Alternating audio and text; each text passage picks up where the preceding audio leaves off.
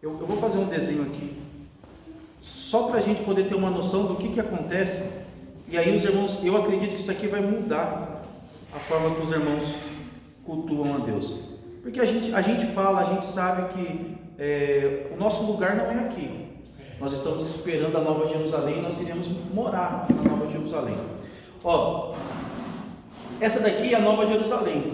Essa aqui são 4 portas, mas na verdade existem 12 portas, né? Aqui nessa parte de cima, né, tem o trono de Deus e tem o trono de Jesus, que é aquele trono de marfim e tal. E aqui o trono de Deus. Essa cidade, irmãos, essa cidade é a Nova Jerusalém. É a cidade que nós vamos habitar. Dentro dessa cidade tem muitas moradas.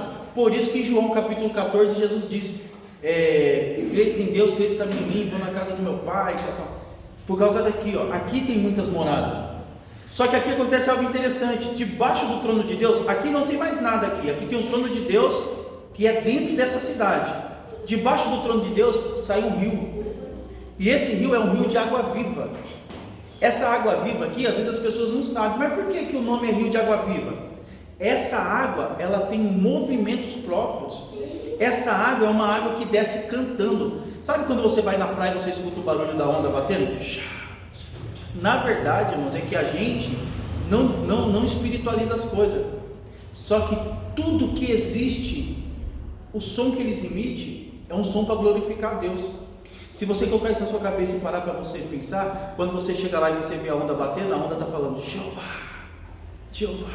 Porque tudo glorifica a Deus. Os pássaros glorificam a Deus, o vento glorifica a Deus, a onda glorifica a Deus. Só quem é difícil de dar glória para Deus é o homem. O homem que é tudo marrento, mas tudo glorifica a Deus. Aqui de dentro, aqui ó, debaixo do trono de Deus, tem um rio de água viva que ele desce de forma assim, ó, em espiral. Só que conforme ele vai passando por dentro da cidade, ele vai passando em cada departamento, em cada cômodo. Ele vai passando em cada cômodo dessa água, e essa água escorre aqui por essas portas. Essas portas. Aqui, irmãos, aqui tem um monte, que é chamado de Monte Sião, Monte de Deus, tal. Aqui é a base dele. Aqui tem um mar, e aqui tem como se fosse uma floresta, um bosque, que a gente chama de Jardim do Éden Celestial. E aqui nesse Jardim do Éden Celestial, aqui tem as árvores e tal, e aqui tem as congregações, aonde os anjos, eles produziam pedras fogueadas para Deus. A água desce em forma de espiral, toma todos os cômodos aqui da Nova Jerusalém, passa por essas portas, são 12 portas, ele vai descer. Conforme ele vai descendo aqui, ó, nesse monte tem uma estrada só nesse monte. Isso aqui está tudo escrito na Bíblia. Tem uma estrada e a água vai descendo por essa estrada. E quando chega aqui nessa base, ele cai nesse mar. A água que cai nesse mar, assim que ele cai nesse mar, começa a subir nuvem. A água cai e já começa a subir uma nuvem. Essa nuvem que sobe, irmãos, é para manter esse ciclo, essa água em movimento. Essa nuvem ela vai subindo. Então essa nuvem ela vai subindo, aqui vai formando a água, que a água vai começar a escorrer para o universo. Isso aqui é para os irmãos entenderem a importância de dar glória a Deus dentro da igreja. Aqui tem as congregações dos anjos. Os anjos não sobem até aqui onde está o trono de Deus. Eles não sobem, eles não podem. A Bíblia diz que o querubim, o mais alto que ele chega é aqui, ó, onde tem o trono de Deus, porque na cabeça dele ele sustenta um firmamento, e acima do firmamento está o trono de Deus. Eles não passam daqui, eles estão aqui.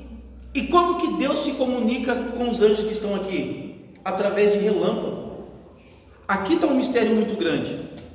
Talvez vocês nunca ouviram isso. Sabe quando está relampeando? Esse relâmpago, esse raio que a gente vê, esse trovão, a gente acha que é algo natural. A ciência tem que explicar como que surgem os raios, os relâmpagos. Mas os relâmpagos, os trovões, é a voz de Deus. É a voz de Deus. Apocalipse capítulo 10. Abre aí Apocalipse capítulo 10. Os relâmpagos, quando você vê um raio no céu, quando você vê um trovão, tenha no seu coração, é a voz de Deus. Deus fala através dos relâmpagos. E os anjos aqui na congregação, os anjos entendem o que Deus está falando.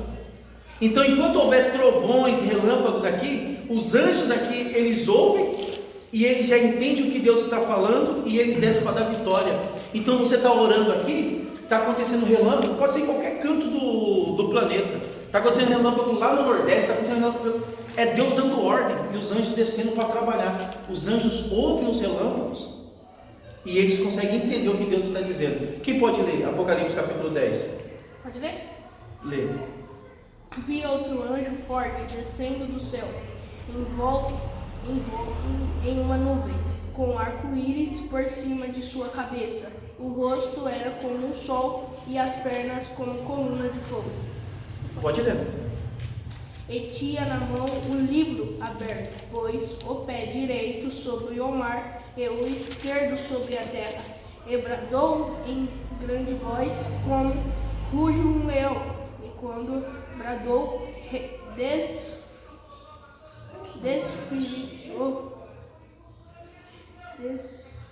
Está no versículo 3. Isso. E clamou com grande voz, como quando brama um leão. E havendo clamado, 7 trovões fizeram soar as suas vozes. E sendo ouvido os 7 trovões, as suas vozes, eu ia escrevê-las.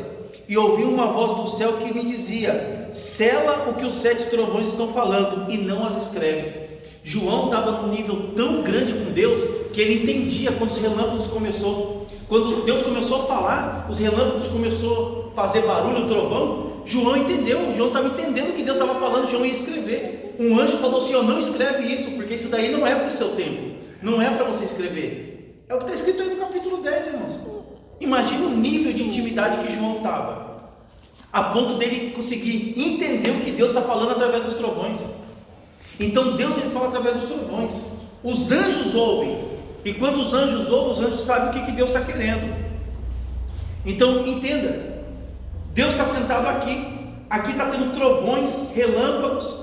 Os anjos que estão aqui, no Éden celestial, os anjos que estão aqui na congregação, cada congregação que tem aqui tem um anjo, e esse anjo, ele é responsável de ouvir o que Deus está falando e passar para a congregação.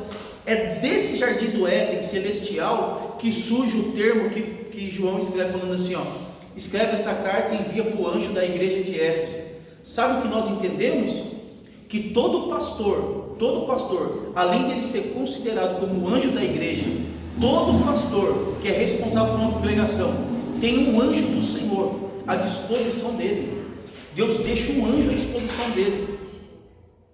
Quando o pastor ele vai orar, ou ele vai fazer algum trabalho, quando ele tem essa informação, quando ele conhece isso aqui, ele sabe orar certo. Ele não sai pedindo, irmãos, a torta à direita, ele sabe orar certo. Ele fala assim: Senhor, há um anjo à disposição dessa congregação. Você entendeu? Então foi por causa dessa congregação dos anjos aqui que João, ele tem um entendimento de escrever: ao anjo da igreja de tal escreve. Aí aquelas cartas do Apocalipse a cada igreja. E aqui, do lado da Nova Jerusalém, tem muitos carros e cavalos. Cavalos de fogo, carro de fogo. Pastor, como que eu sei que tem? Porque quando Eliseu ele está cercado pelo exército da Síria, o moço fala assim: nós vamos morrer.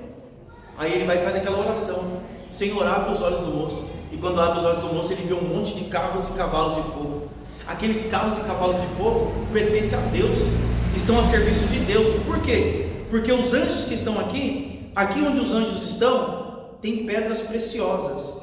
Essas pedras preciosas ficam tudo aqui assim, perto da congregação aqui assim. Enquanto eles estão adorando a Deus, essas pedras estão acendendo, ela começa a brilhar. Por isso que quando Deus manda fazer a roupa do sacerdote, ele manda colocar 2 pedras chamadas Turim e Tumim. Essas 2 pedras que tinha no peitoral do sacerdote, não era nem no peitoral, era no ombro do sacerdote. Quando ele entrava no tabernáculo, quando Deus se manifestava, essas 2 pedras acendiam. A presença de Deus fazia com que essas pedras acendiam. Agora essas mesmas pedras tem na congregação. Enquanto os anjos estão adorando a Deus, falando santo, santo, santo, essas pedras elas começam a brilhar. Agora você vai entender o porquê que lá em João capítulo 4 Deus fala que está à procura dos verdadeiros adoradores. Eu sei, irmão, todo mundo prega e a pregação é rasa. É porque tem a pregação verdadeira, é porque tem a adoração verdadeira e tem a adoração falsa. Irmão, isso aí é muito raso. Sabe qual é os verdadeiros adoradores que Deus está procurando? Aqueles que adoram em todo o tempo. Aqueles que não é, eu só vou adorar quando o cantor que eu gosto louvar. Eu só vou adorar quando a pessoa que eu gosto pregar. Eu só vou adorar na igreja quando a pessoa que eu gosto dirigir o culto. Esses daí são os adoradores falsos. Essa é a revelação de João capítulo 4. Quando Deus está falando com a mulher samaritana, Jesus está falando, né? Ele fala que Deus procura os verdadeiros adoradores. Porque os verdadeiros adoradores, independente de quem está dirigindo o culto, irmãos, ele veio para oferecer o culto dele para Deus. Então ele está dando glória a Deus, aleluia, sem ninguém pedir. É por isso que o culto que tem mais glória a Deus e aleluia, o culto é mais leve. Você sente mais a presença de Deus. Porque começa a ter um adorador verdadeiro adorando aqui, outro adorando ali, outro adorando lá, a presença de Deus se manifesta. Isso aqui é para nós aprendermos. Por quê? Porque o diabo tenta roubar a nossa adoração. Pastor, é proibido chegar e ficar quieto na igreja? Não é proibido, irmão, mas você poderia dar mais. Tem pessoas que vivem no natural e tem pessoas que vivem no sobrenatural. Se você for lá para um batista, para um presbiteriano, e você pedir para ele orar por você, você pode ter certeza, ele vai chegar lá, talvez não vai nem colocar a mão em você, vai chegar perto de você e vai falar assim: Deus, em nome de Jesus, abençoa essa pessoa. A oração é essa. Deus recebe? Recebe. Agora vai no pentecostal, irmão, e pede para ele orar para você ver. Ele começa a bater no seu corpo assim, e viaja aqui, vai tirando todo o mal, tira todo o peso. Qual oração que você sai mais impactada? A do pentecostal. Então é assim, esse é o verdadeiro adorador. Deus, ele quer algo que impressione ele, algo que vai trazer um impacto no culto. Não é aquele culto xoxo, que as pessoas não dão glória, as pessoas não dão aleluia. Só que o que aconteceu? Não sei se vocês sabem, mas quem fundou a igreja no Brasil foi 2 americanos, né? Daniel Gunavirne, o outro eu não lembro o nome. Não, Daniel Berg e Gunavirne, alguma coisa assim. São 2 americanos, eles que fundaram a igreja. Quando eles vieram, eles já vieram com informação. Então eles ensinavam as pessoas que estavam vindo para a igreja se convertendo.